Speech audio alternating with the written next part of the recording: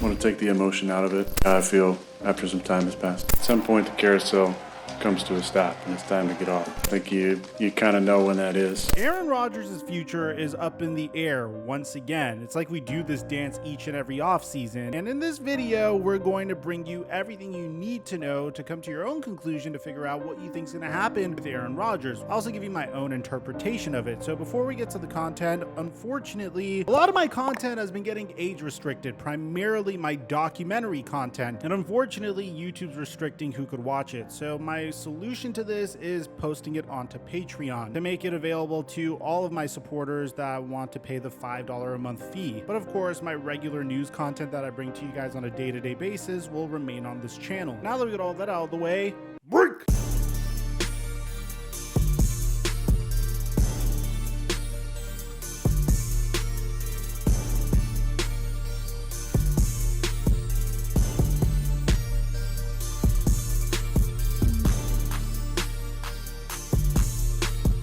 A lot of you guys have been hitting me up in the DMs telling me how much money you've been making on Prize Picks. A huge shout out to my subscriber Spencer Sims, who's made $7,000 off of his picks over the past 2 weeks. If you follow me on Instagram, you know I play Prize Picks religiously and I post my picks to my story each and every day. If you want to try out Prize Picks right now, when you use my promo code Mikerophone, you'll get up to a $100 deposit match on your first deposit. And if you get any big hits on Prize Picks, make sure you DM them to me on Instagram so I could feature you in future promos. And thank you, Prize Picks, for the sponsor. Mike Chuck 1212. What's going on, everybody? This Aaron Rodgers story is very near and dear to my heart because this story is what initially launched this channel to the heights that it got to in the first place. But in order to understand the animal that we're dealing with today, because this is a story that has always taken me for a gigantic roller coaster of a ride, you need to understand how it went in the past and how we got here. And you can make the argument that this started in the 2020 NFL offseason, or you can even make the argument that it started in the 2019 offseason, during which the Green Bay Packers decided to schedule a visit with Drew Lock, which I know in hindsight kind of sounds laughable, but back then he was actually considered to be one of the better quarterback prospects in a relatively weak 2019 NFL draft QB class. Brian Gutekunst at the time said, I think the whole succession plan thing, I think is a little bit overhyped or whatever. I go back when I first started and certainly when Ted Thompson came back as the general manager in 2005, and we value that position extremely highly. And I think every year we spent a lot of time on quarterbacks and try to figure out what kind of players those guys are going to be in the NFL. I think it's really important to us because if you don't have one, it's really tough to win in this league. So, you know, for us, it's just about each and every year trying to decide which of the guys could potentially be starters in the league and difference maker type players. And then if you have an opportunity to take them sometime in the NFL draft and it's the best thing for your team, I don't think you can hesitate with that, you know? Again, we're lucky to have the best player in the NFL playing that position right now, but at the same time, just like I was talking about before, your needs can change just like that. So I think it's just doing due diligence. There's always questions specifically with those guys, maybe that are a little bit more thorough and more in-depth that you've got to get to the bottom of, and so we were trying to do that. At the time, this article even mentions how Aaron Rodgers' reputation has taken a bit of a hit over the previous 2 years because he sustained a major injury to his collarbone in 2017 and then had a very inconsistent performance that resulted in Mike McCarthy getting fired after 13 years of being their head coach. Ultimately, we know that the Green Bay Packers wouldn't even touch Drew Lock in the 2019 NFL draft. But regardless, it was a very interesting decision that they made and one that I can't really fault the Green Bay Packers for at least exploring. Because at the end of the day, not every quarterback turns out to be the next coming of Tom Brady who plays until the age of 45. You have some instances where that quarterback starts looking a little bit more like Matt Ryan or maybe like Ben Roethlisberger at the latter part of their careers. And I guess you could say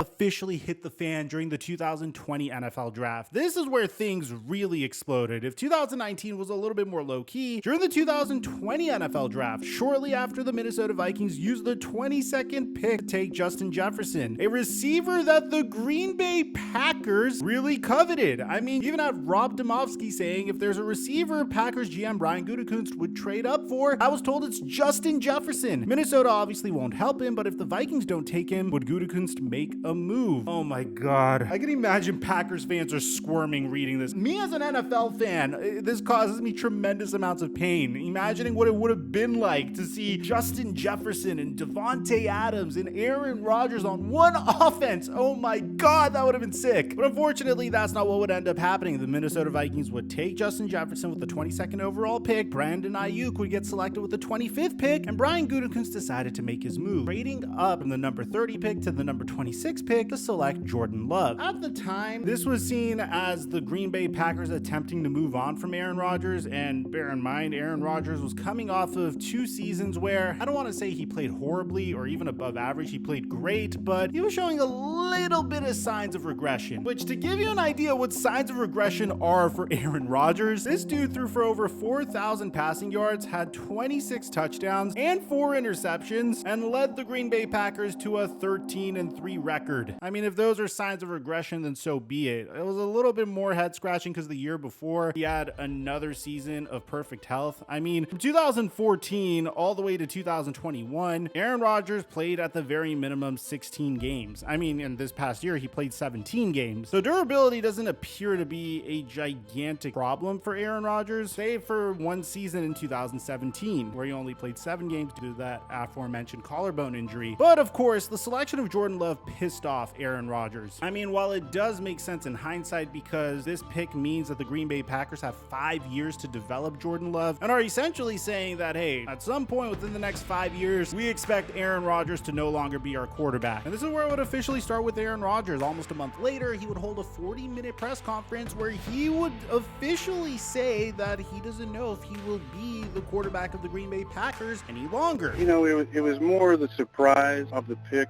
based on my own feelings of wanting to play into my 40s, and then really the realization that it does change the controllables a little bit, because as much as, you know, I feel confident in my abilities and what I can accomplish and what we can accomplish, there are some new factors that are out of my control. And so my sincere desire to start and finish with the same organization, just as it has with many other players, you know, may not be a reality at this point. And as much as I understand the organization's future outlook and wanting to make sure they're thinking about the team now and down the line, and I respect that, you know, at the same time, I still believe in myself and I have a strong desire to play into my 40s, and I'm just not sure how that all works together at this point. And this is where the mind games between Aaron Rodgers and Brian Gutekunst would begin, because a few months later, in early September 2020, Aaron Rodgers would say, despite everything that's happened, he's fairly content with his wide receiver room in a Sirius XM NFL interview. I feel really good about the first 4 guys who played significant minutes for us last year. Obviously, Devontae is a legitimate number 1. Jake Kummerow has been such a solid performer for us for the last couple of years. You know, I love his reliability. I think he's a fantastic, steady player. Allen, you know, came in with surprising confidence, and I'm really proud of him. He carries himself the right way. Marquez Valdes-Scantling, he's obviously very gifted athletically, can run, is rangy. The very next day, Brian Gutekunst would cut Jake Kummerow, and 4 days later, the Bills would sign Kummerow. For the most part, things wouldn't really change during the course of the 2020 NFL season. Aaron Rodgers had arguably his best season of all time, throwing 48 touchdowns to 5 interceptions, completing 71% of his passes, winning NFL MVP once again, making a deep run in the 2021 NFL playoffs all the way to the NFC Championship game, where we had the honor and privilege of watching Aaron Rodgers versus Tom Brady for a chance to go to the Super Bowl. After one of the most thrilling NFC championships we've ever seen, Aaron Rodgers would begin questioning his future almost immediately following their loss to the Buccaneers. There's a lot of unknowns going into this offseason now. I'm gonna have to take some time away for sure and clear my head, and be tough right now, especially thinking about the guys that may or may not be here next year, and that makes the finality of it all kind of hit you like a ton of bricks. The 2021 offseason would be one of the craziest off seasons for Green Bay Packers fans. And I think the craziest day would come during the day of the 2021 NFL Draft, where Adam Schefter dropped this bombshell of a report. Aaron Rodgers has told certain members of the organization that he does not want to return to the Green Bay Packers. Aaron Rodgers has not budged. And so we have a standoff here. As we stated since the season ended, we are committed to Aaron in 2021 and beyond. This is where things really get crazy. Aaron Rodgers says point blank that he is unhappy with the Green Bay Packers, primarily with the way they decided to build their roster. Bear in mind, in the 2021 NFL offseason, we've said this in our previous content, that was the offseason where multiple quarterbacks looked at what Tom Brady did with the Tampa Bay Buccaneers, how he left the Patriots, who weren't really listening to how he wanted the roster to be constructed, joined a brand new team who was willing to construct the roster in any way Tom Brady wished, and as a result won a Super Bowl. I mean, remember, Tom Brady signs with the Buccaneers, Rob Gronkowski comes over, Leonard Fournette comes over, they draft Tristan Wirfs because he needed additional protection, Antonio Brown becomes available, and although they didn't end so well and Bruce Arians wasn't for it, Tom Brady was able to get Antonio Brown on the team. As a result, you had Russell Wilson, Deshaun Watson, and Aaron Rodgers all being frustrated at the fact that their respective teams weren't listening to them and how they wanted their teams to be run. This would be a gigantic mess because on May 10th, 2021, Davante Adams would say that his future was directly tied to Aaron Rodgers, saying that he would potentially leave because Aaron Rodgers was his guy. That's the only guy that I've ever had, other than that 2017 season when he got hurt. That's the only guy that I've ever played with. We've built up a special connection over the years, and that has put us both in really good positions in our career. Not that he needed me to come along for it, but because he was already in that spot. But we've established a lot together. Ultimately, this would be the truth. The main reason why Davante Adams left is because he wanted clarity on how many more years Aaron Rodgers would play. And as you're seeing over and over again, it seems like every offseason, Aaron Rodgers once again teases the fact that this could be his final season with the Green Bay Packers, whether it was due to changing teams in 2021, which we've discussed in the past that the Denver Broncos actually were so interested in trading for Aaron Rodgers that they passed on the opportunity to draft Justin Fields, which many of us thought they were going to draft during that time, and decided to select Patrick Surtain, which worked out just fine because Patrick Surtain is a baller, but the main reason they passed on Fields was because they felt like they had the facilities to get Aaron Rodgers. And this has happened multiple times throughout the past couple of offseasons. Ultimately, the conclusion of the 2021 offseason was the Green Bay Packers gave Aaron Rodgers a restructured contract that allowed him to leave following the 2021 season. And at the conclusion of the 2021 season, after yet another MVP season, the Aaron Rodgers roller coaster would once again begin. This time, you would see the Denver Broncos become a little bit more aggressive in their pursuit of Aaron Rodgers, deciding to hire a man that he was very fond of in Nathaniel Hackett, and even having a trade in place for Aaron Rodgers where they were willing to offer the 9th pick this year, their 2nd round pick this year, and next year's 1st for Aaron Rodgers. When you combine that with the Davante Adams trade that the Packers had, man, they could have really went into the Jordan Love era with a plethora of draft picks and a QB on a rookie scale contract, which would have gotten them out of salary cap hell. But Aaron Rodgers would elect to return as opposed to joining the Denver Broncos, something that personally confused me. But he's Aaron Rodgers, and I guess that's what makes him so awesome. At the end of the day, Green Bay had no interest in trading Aaron Rodgers, and they didn't even pick up the phone on the Denver Broncos, something that I guess you could let me know in the comment section if it was a horrific mistake. And this brings us all the way to where we are now. After an offseason that saw the Green Bay Packers trading Davante Adams and completely remaking their wide receiver room, drafting the likes of Romeo Doubs and Christian Watson, who ended up really coming into his own at the latter part of the season, Green Bay Packers are once again in the same position. This all began with Jameson Williams asking Aaron Rodgers a very simple question: can I have your jersey? Aaron Rodgers said that, hey, I want to keep my jersey. There'd be this adorable video of Aaron Rodgers and Randall Cobb walking off the field together, many people wondering if this is it for them. And in the post-game press conference, Aaron Rodgers would get asked just that. I want to take the emotion out of it. How I feel after some time has passed. At some point, the carousel comes to a stop and it's time to get off. I think you kind of know when that is, and that's what needs to be contemplated. Is it time? Also, what's the organization doing? It's part of it as well. But like I said, I feel good about what I've accomplished in this league and wouldn't have any regrets walking away. During the 2022 offseason, Aaron Rodgers would get signed to the largest NFL contract of all time. The man makes $50 million a year. A 3-year, $150 million contract is very difficult to walk away from. So reporters asked Aaron Rodgers' teammates what they expect. Do they think that Aaron Rodgers could come back? This is what Alan Lazard had to say. I don't I don't know where I'm gonna be at. I can't worry about somebody else. And when reporters asked Aaron Rodgers whether or not he could walk away from the amount of money that he is being offered to play, this is what Rodgers had to say. Money is energy, and I've made a ton of it, and I'm very thankful for this organization, the generational wealth that they've offered me. Hopefully feel like that I've earned a lot of it, but yeah, for sure.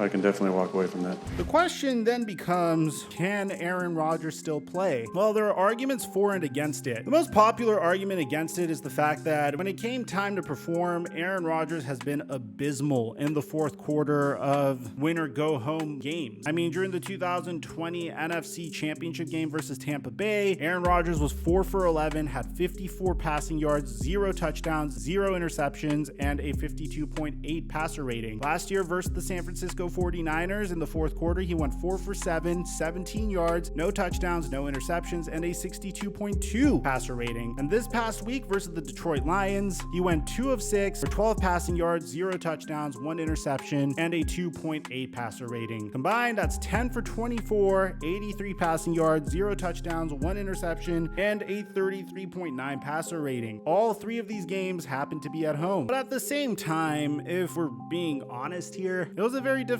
season to begin with. I mean, the start of the season had Aaron Rodgers trying to work it out with his brand new wide receivers. Christian Watson had drop issues, so did Romeo Doubs during the earlier part of the season. And it seems like towards the end, they finally started to click and get into a groove with one another. And I think for that reason, Aaron Rodgers won't walk away. I mean, he even said it himself. But the competitive fire is always going to be there. I don't think that ever goes away. Sometimes it gets transferred, I think, to other things that might not ever fill that large void. I think on top of that, when you consider that he had a very difficult season this year with brand new wide receivers and losing players to injury, I'm really not willing to write off Aaron Rodgers following this season. I think this season is going to be like his 2019 season. It's a little bit of a road bump, although he threw 12 interceptions, which is the second most of his career. I think the circumstances make sense for that to have occurred, but that isn't going to stop Aaron Rodgers from taking us on a roller coaster ride. And bear in mind, I've been wrong about my analysis on Aaron Rodgers before. Last year, I was so convinced that he was going to become a Denver Bronco that I placed a bet on the Broncos winning the Super Bowl this year. I know in hindsight, I look like a moron. At the end of the day, I didn't see a Matt Ryan-like regression from Aaron Rodgers. I didn't see a Ben Roethlisberger-like regression from Aaron Rodgers. I mean, the man could still make MVP caliber type throws, has the ability to read defenses perfectly, and to keep his team in games. I still think he is at the very minimum, a top 5 QB in the NFL. And although this season didn't necessarily show that, I would want to give him another opportunity to show that this season was just a down season. But if that happens, what do the Green Bay Packers do with Jordan Love? Well, they could exercise his 5th-year option, and in the event that Aaron Rodgers doesn't perform well, they could move on to Jordan Love. There's also the possibility of trading Aaron Rodgers if he agrees to it. I mean, I'm sure the Las Vegas Raiders would love to trade for Aaron Rodgers and reunite him with Davante Adams, but I don't necessarily know how much of an improvement in situation that's going to be. I don't know how willing Aaron Rodgers is going to be to learn a brand new offense, especially if he's taking things year by year by year. I mean, last year it was plausible for Rodgers to switch teams. I think this year it's either he returns to the Green Bay Packers or he retires completely, but there's a lot of questions that still need answering as a result of whatever decision Aaron Rodgers makes. There have been rumors that Jordan Love is already getting impatient and would like to be traded if he doesn't start this year. Although that's like a scraping the bottom of the barrel type rumor, still something that isn't necessarily outside of the realm of possibility. Now again, the Packers could exercise his 5th-year option to keep him on the team, but Jordan Love has already proven to be a fairly capable starter. So let me know in the comment section down below, what do you guys think about all this? Aside from that, I'm your boy Mike. I'm dropping our mic until our next upload.